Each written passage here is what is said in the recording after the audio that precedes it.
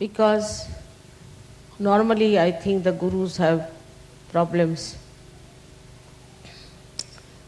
with their disciples who are mostly not realized souls. As they are not realized souls, the gurus find it difficult to communicate or talk to them about the subtle problems that they have.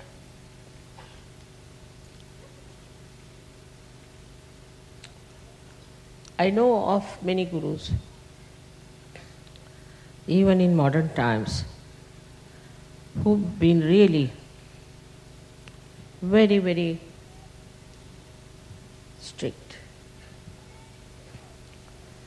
And also they told me that they have achieved their realization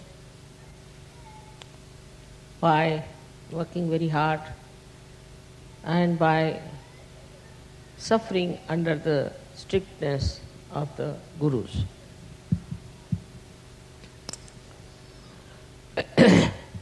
Sometimes I was really filled with great compassion for such disciples who haven't yet received their realization. They had gurus who were really realized souls, and they never had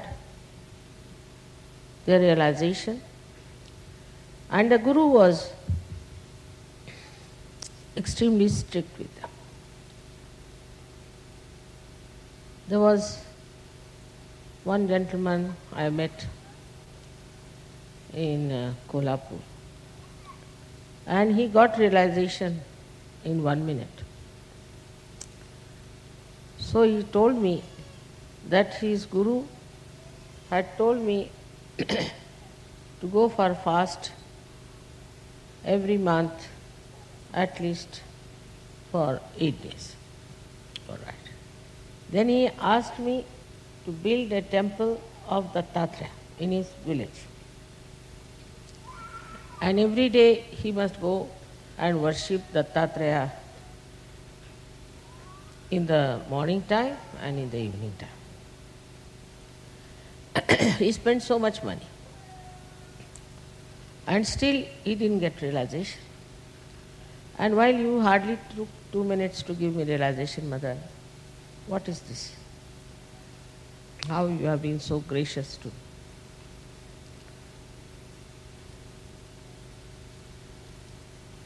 So I didn't know what to answer him. I didn't want to talk against his guru because I know he is a realized soul.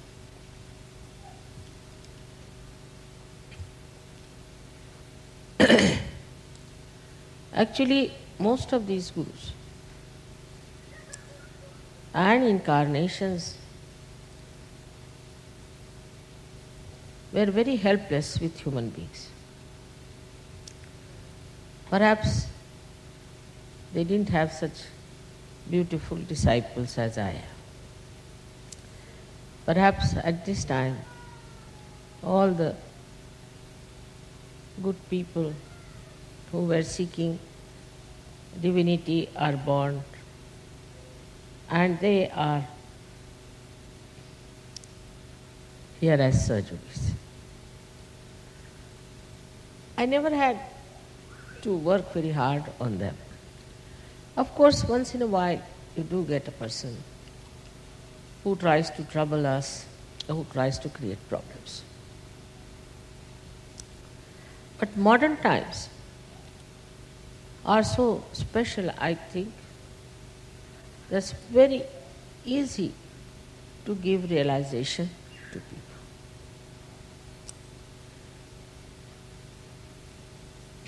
At the time of Moses, he had made laws because of the decadent society of the Jews at that time. And that one was very hard, very, very hard, which we know today as Shariat, was taken over by the Muslims. And even now the punishments, according to so-called Quran, are so hard that you can't believe it. And most of the pressure of all their dharmic laws are on the women. Whatever it is, even in the Bible, if you read Christ, he has said that all those 10 commandments are nothing. You have to go beyond them. And he says, if your one eye is mischievous, is committing sin, take it out. What's the use of the whole body getting contaminated by that? Or if your one arm is doing something that is wrong, you better remove it. Because of one arm, the whole body will suffer. He said that, it is said that you should not be adulterous, but I would say that you should not have eyes in which for any woman you have desire, you have committed a great sin, and you'll all go to hell, all those people will do it. So you should not have adulterous eyes. Another thing he has said, that if somebody slaps you on one face, you should turn another cheek towards that person. When I knew about these laws, I said, how can you have such people in this world?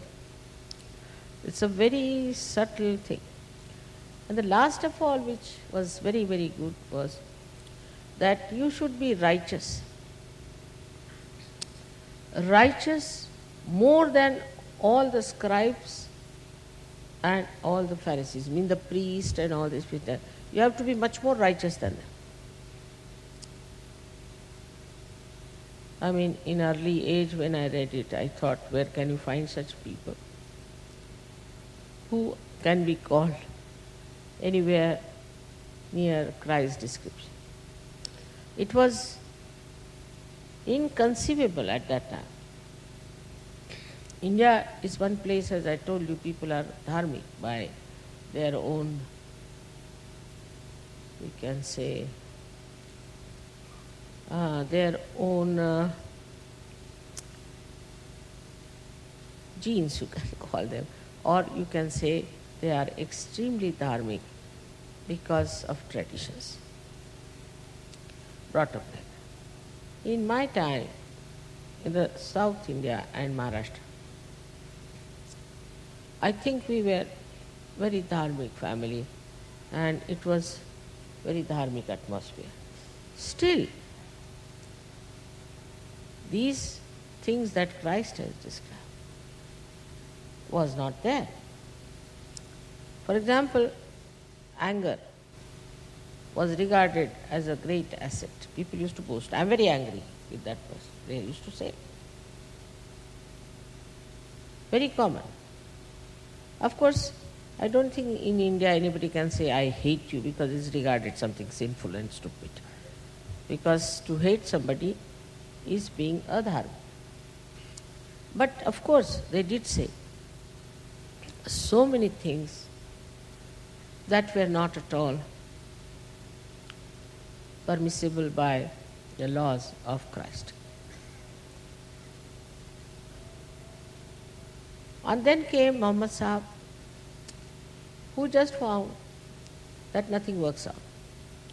So I think they adopted Shariat, but not Muhammad Sahib, but they had adopted already the Shariat. He accepted. He said, all right, this Shariat can be worked out. But it is so inhuman and has no balance, because only the women have to suffer, nothing to men. If a woman did adultery, then she was punished, but not the man. Even, I don't know what is the law here, but in India, if a woman who is married does adultery, such a man has to be punished. But if the married man does adultery, there is no punishment. All these things, I know, cannot be forced on anyone. Whatever Christ must have said, he must have said in his own meditative mood.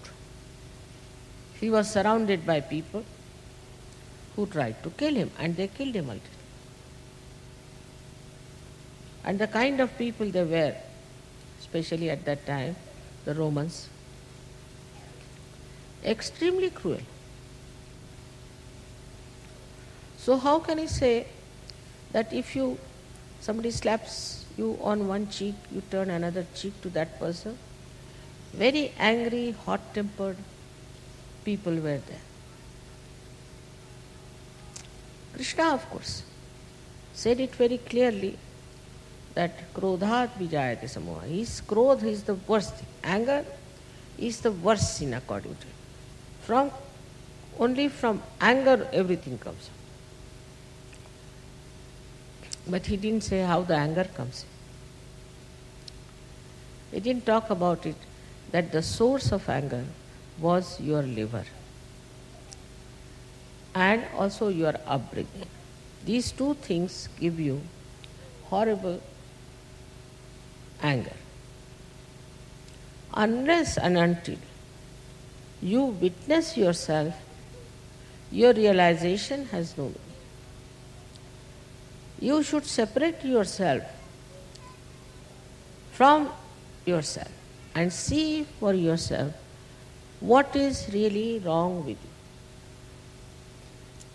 Now, supposing somebody is a very hot-tempered person, instead of taking pride in it or using that temper to control others, he should try to control himself. How? First is the krodha. Anybody who wants to be a saint should know that anger, this krodha, should have no place. How do you do it? You first of all witness yourself how you behave.